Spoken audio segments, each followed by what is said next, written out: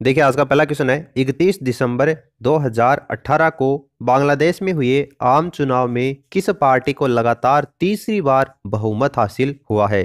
तो देखिए इसका राइट आंसर होगा अवामी लीग। प्रधानमंत्री जो शेख हसीना की पार्टी है अवामी है, उसने लगातार तीसरी बार 300 में से 200 सीटें जीतकर बहुमत हासिल किया है। प्रधानमंत्री अवामी लीग की मुख्य सहयोगी जतिया पार्टी को 21 सीटें मिली हैं। हसीना को दक्षिणी पश्चिमी गोपालगंज सीट से 2,29,529 मत मिले हैं, जबकि उसके प्रतिद्वंदी बीएनपी के उम्मीदवार को महज 123 वोट मिले हैं।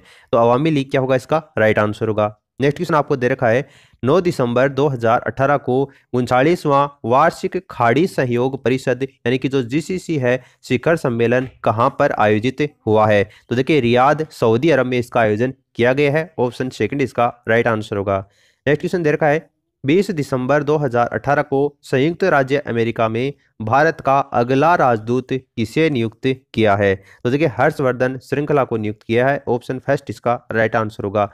उन्होंने नवतेज सरना की जगह ली है। तो उससे पहले संयुक्त जो राज्य अमेरिका है उसमें राजदूत कौन थे, नवतेज सरना थे, उसकी जगह हर्षवर्धन श्रृंखला ने ले ली है। नेक्स्ट आपको दे रखा है दक्षिणी पूर्व एशियाई देशों के संगठन जो आसियान है उसका 33वां शिखर सम्मेलन 11 से लेकर 15 नवंबर 2018 को किस देश में आयोजित किया गया। तो देखिए इसका राइट आंसर होगा सिंगापुर। सिंगापुर में आयोजित किया गया है। आसियान का मतलब होता है association of south east Asian Nations. उसका जो संगठन है 33वां शिखर सम्मेलन की थीम रही है रेसिलेंट एंड इनोवेशन एशियन। इसके 10 सदस्य देश हैं और कौन कौन से सदस्य देश हैं उसमें आप यहाँ पर वीडियो को पॉज करके देख सकते हैं। इस शिखर सम्मेलन में प्रधानमंत्री जो नरेंद्र मोदी हैं उन्होंने भी भाग लिया था। तो सिंगापुर के अंतर्गत इस 33वें शिखर सम्मेलन का आयोजन हुआ है। नेक्स्ट आपको दे रखा है हाल ही में खबरों में रहा इंटरनेशनल वेलिंग आयोग का सचिवालय कहां पर है। तो देखिए इसका सचिवालय कैम्ब्रिज यूनाइटेड किंगडम के अंतर्गत इसका मुख्यालय स्थित है। ऑप्शन थर्ड इसका राइट आंसर होगा। नेक्स्ट आपको दे रखा है किस देश की सरकार ने सैन्य अंतरिक्ष ऑपरेशन के नियंत्रण के लिए स्पेस कमांड के गठन की घोषणा की है। तो देखिए यूएसए की सरकार ने की है। यूएसए क्या होगा, इसका राइट आंसर होगा। नेक्स्ट आपको दे रखा है वर्ष 2018 का time person of the year किसे चुना गया है। तो द गार्डियंस को चुना गया है। 2018 का time person of the year the guardians को चुना गया है।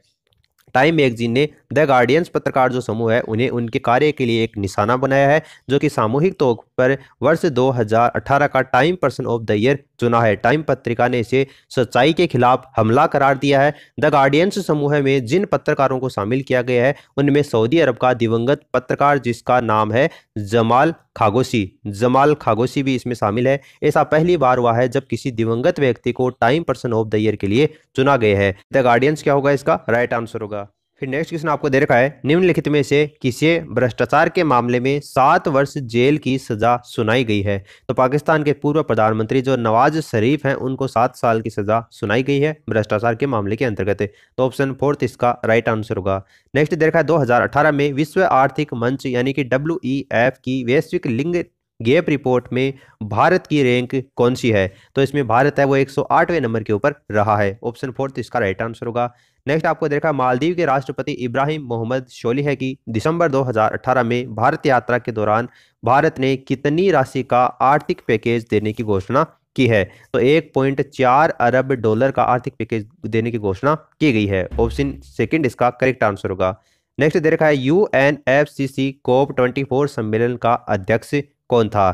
तो मिचाल कुर्तिका इसके अध्यक्ष थे। ऑप्शन फोर्थ आपको जो दे रखा है मिचाल कुर्तिका, ये इसका राइट आंसर होगा।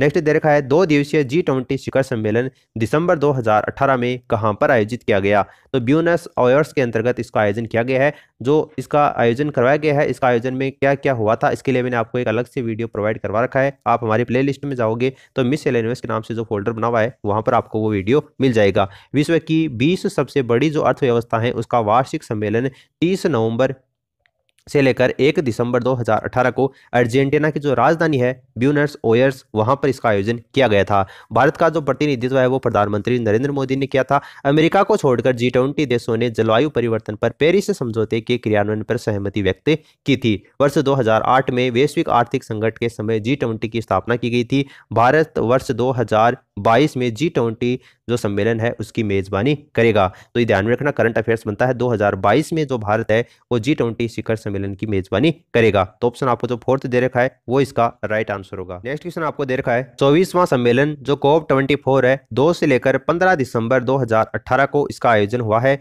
कहां पर इसका आयोजन हुआ है वो आपको बताना है। तो पोलैंड के केटोवाइस के अंतर्गत इसका आयोजन हुआ है। ऑप्शन सेकंड इसका राइट आंसर होगा।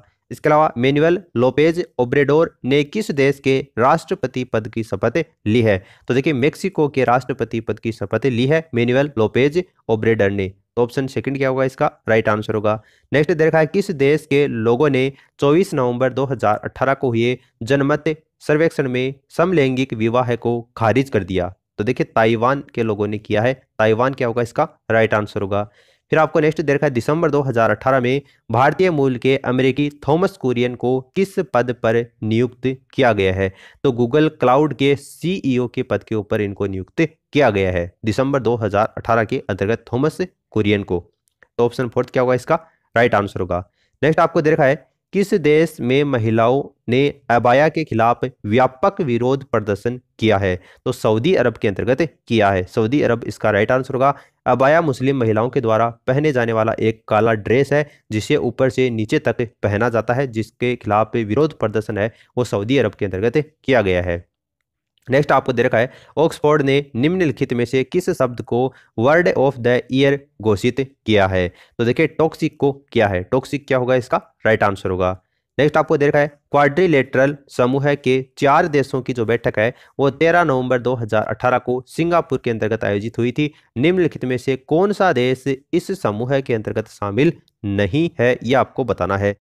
तो देखिए इसका राइट आंसर होगा फ्रांस। फ्रांस इसका राइट आंसर होगा। क्वाड्रिलेटर या क्वाड के 4 सदस्य हैं जिसमें एक है यूएसए, भारत, जापान और ऑस्ट्रेलिया, ये इसके 4 सदस्य हैं। नेक्स्ट क्वेश्चन आपको दे रखा है यूएसए ने जवाद नसरल्लाह को वैश्विक आतंकी घोषित किया है, वह किस देश का आतंकवादी है ये आपको बताना है। तो देखिए वह कौन से देश का आतंकवादी है? लेबनान का आतंकवादी है। नेक्स्ट दे रखा है निम्नलिखित में से किस संस्थान ने आन सान सू की से एम्बेसडर ऑफ कंसाइंस अवार्ड वापस ले लिया है? तो देखिए एमनेस्टी इंटरनेशनल से ये वापस ले लिया है। एमनेस्टी इंटरनेशनल संस्थान क्या होगा इसका राइट आंसर होगा।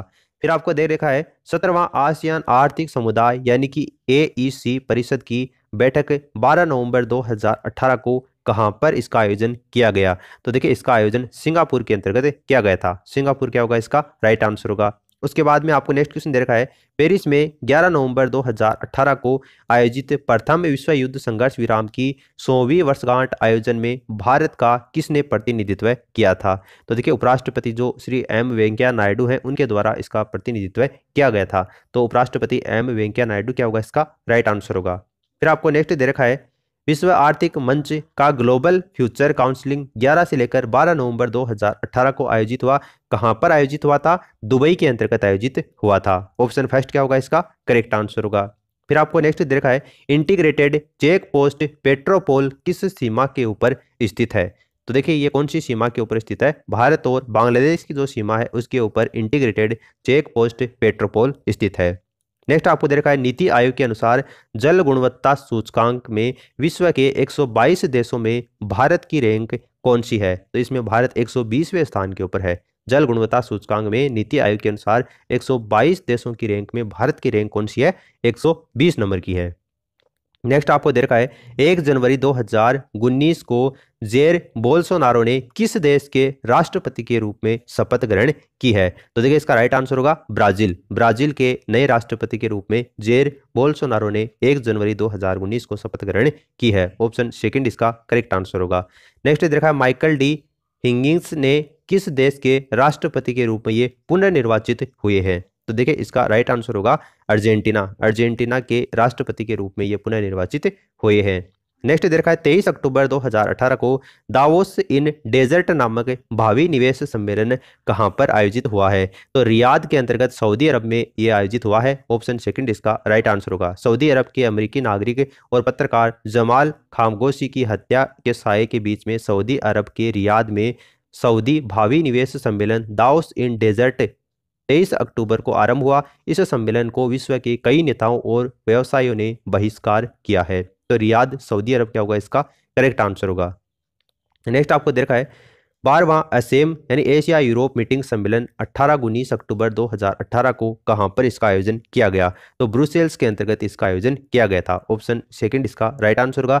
12वां असेम यानी एशिया यूरोप मीटिंग सम्मेलन बेल्जियम की राजधानी जो ब्रुसेल्स है वहां पर 18 से लेकर 19 अक्टूबर 2018 को इसका आयोजन किया गया। इस बैठक में भारत का प्रतिनिधित्व उपराष्ट्रपति जो एम वेंकैया नायडू हैं उन्होंने किया है। इस बैठक में एशिया यूरोप के 51 देशों के राष्ट्राध्यक्षों या फिर प्रतिनिधियों ने इसके अंतर्गत भाग लिया था। तो ब्रुसेल्स के अंतर्गत इसका आयोजन हुआ है।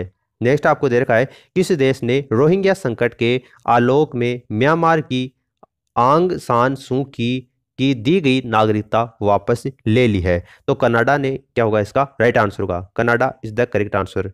नेक्स्ट दे रखा है, 9 सितंबर 2018 को पाकिस्तान के 13वें राष्ट्रपति के रूप में कौन चुने गए हैं? तो डॉक्टर आरिफ अलवी चुने गए हैं। 9 सितंबर 2018 को पाकिस्तान के 13वें राष्ट्रपति के रूप में डॉक्टर आरिफ अलवी हैं उसको चुना गया है।